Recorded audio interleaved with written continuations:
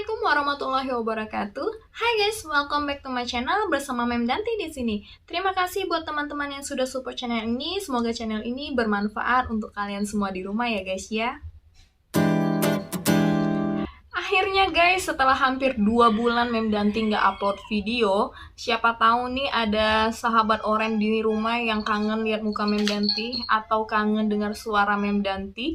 Nah, hari ini Mem Danti akan bahas tentang seorang anak bernama Raffi Abdurrahman Ridwan atau yang dikenal dengan Raffi Ridwan. Nah, siapakah sosok Raffi Ridwan ini guys?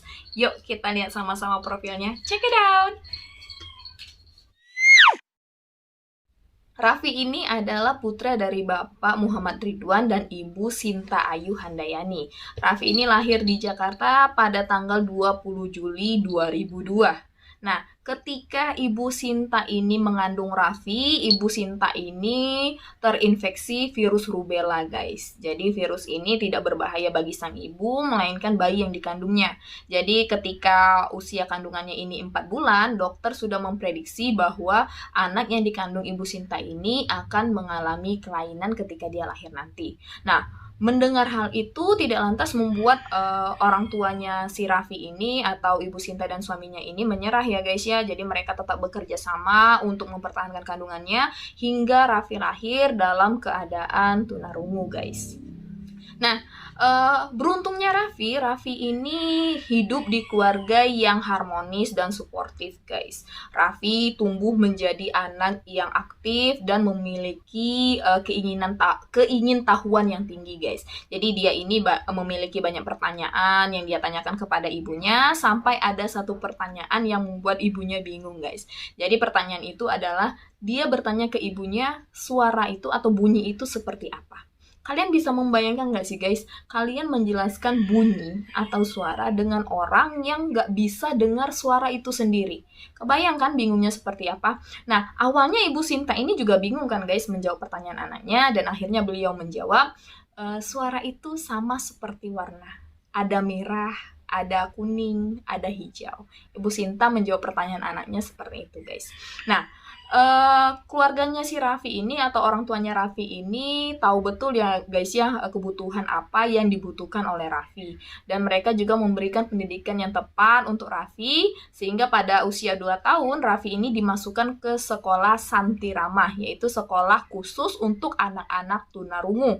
Nah, di sekolah inilah guys Raffi ini belajar banyak hal dan dia mulai menggambar. Nah, di sini ada cerita unik. Nah, mulai dari sini Ibu Sinta ini menemukan bakat yang dimiliki oleh putranya guys. Jadi sama seperti anak-anak ya guys ya, suka nonton film kartun.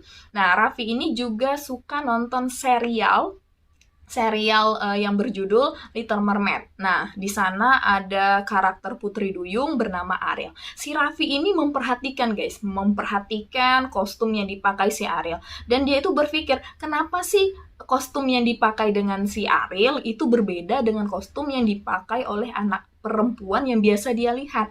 Nah, dengan penasaran seperti itu, dia ini menanyakan ke ibunya, kenapa sih karakter kostumnya Putri Duyung ini berbeda dari teman-teman perempuannya dia atau anak-anak perempuan yang dia lihat guys. Jadi ya tahulah sendiri ya kan guys, pakaian Putri Duyung seperti apa sih bentuknya. Nah, jadi Raffi ini merasa aneh nih.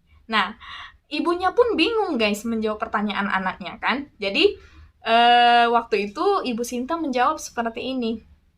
Dia meminta Raffi untuk menggambar pakaian yang bagus, yang cocok untuk si Ariel. Nah, akhirnya guys, Raffi menggambar nih ya,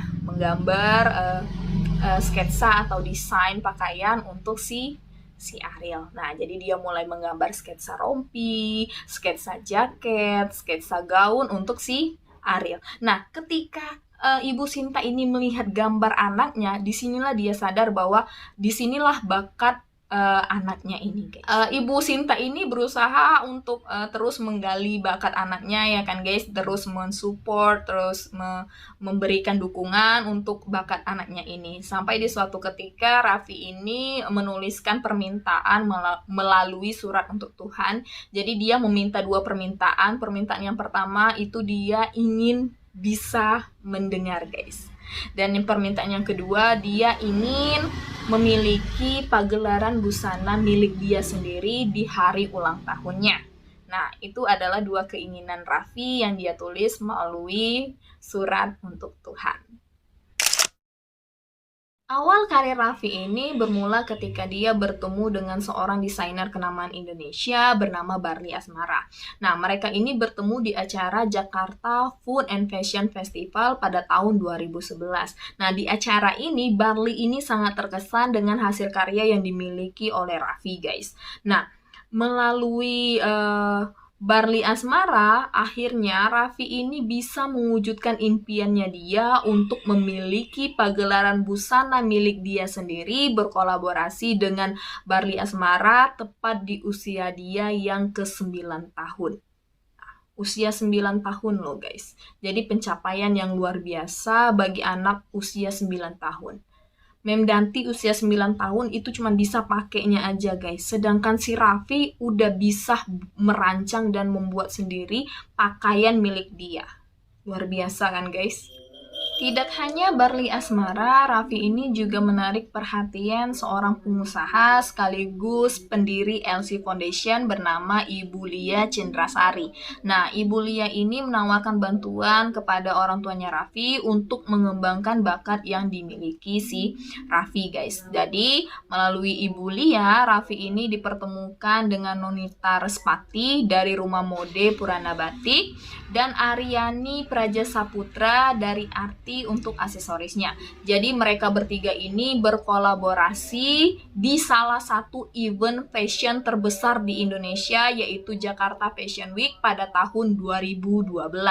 Nah, kolaborasi mereka ini ditampilkan dengan sangat apik guys, dan kolaborasi mereka ini disebut dengan sebutan PAR atau Purana, Arti, dan Raffi. Nah, mereka menampilkan 24 busana siap pakai yang fun dan casual dengan menampilkan kebudayaan asli Indonesia. Mereka juga mengambil material dari pengrajin batik yang ada di Solo, di Yogyakarta, di Pekalongan, di Madura, dan kota-kota penghasil batik yang ada di Indonesia. Tidak cukup sampai di situ, pada tahun 2013, Tyra Banks, seorang penyanyi dan artis berkebangsaan Amerika, melalui manajemennya menghubungi ibunya Raffi untuk meminta Raffi ikut berkontribusi dalam acara American Next Top Models yang akan dilaksanakan di Bali pada saat itu. Nah, pihak Tyra ini meminta Raffi membuat dan mendesain busana yang akan dipakai pada sesi pemotretan event tersebut. Dan desainnya ini didominasi warna hijau guys. Nah, pihak Tyra ini memberikan waktu 3 minggu ya bagi Raffi untuk merancang busana tersebut. Awalnya, ibunya Raffi ini sempat ragu untuk memenuhi permintaan dari pihak Tyra. Kenapa? Karena Raffi ini belum memiliki penjahit profesional, guys. Nah, Raffi belum memiliki penjahit profesional dan desainnya ini kan didominasi warna hijau. Sedangkan spot atau latar belakang untuk fotonya ini di tengah hamparan sawah, guys. Sawah warna hijau, kostum warna hijau. Gimana coba? Kira-kira. Nah, ini menjadi tantangan ya untuk Raffi bagaimana dia bisa mendesain pakaian yang bisa bagus terlihat di kamera ketika dipakai oleh para model-model tersebut. Nah, Raffi yang dengan kemampuannya dia, dengan bakat yang dia miliki, akhirnya Raffi bisa memenuhi keinginan dari pihak Tyra. Dan di acara final acara tersebut, event tersebut, Tyra memuji Raffi dengan mengatakan bahwa Raffi ini adalah sebuah keajaiban. Di usia dia yang 9 tahun, dia sudah bisa mengadakan pagelaran busana milik dia sendiri. Dia seorang tunarungu dan ini benar-benar suatu keajaiban. Tyra mengatakan seperti itu. Nah, sejak saat itu guys, Tyra ini selalu mengamati hasil karyanya si Raffi, apakah Raffi ini masih terus berkarya ataukah dia hanya berdasarkan mood belaka waktu itu.